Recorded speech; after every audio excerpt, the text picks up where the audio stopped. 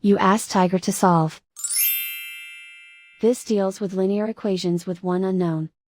The final result is m equals 1. Let's solve it step by step. Simplify the expression. Expand the parentheses. Simplify the arithmetic. Multiply the coefficients. Group like terms. Combine like terms. Group all m terms on the left side of the equation. Add 7m to both sides.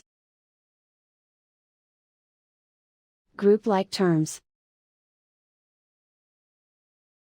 Simplify the arithmetic. Group like terms.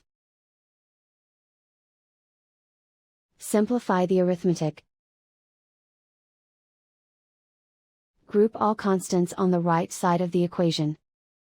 Subtract 4 from both sides. Simplify the arithmetic.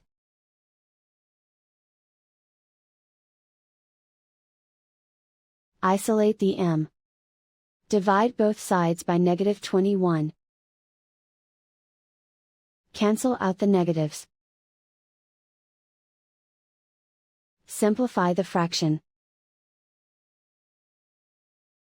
Cancel out the negatives.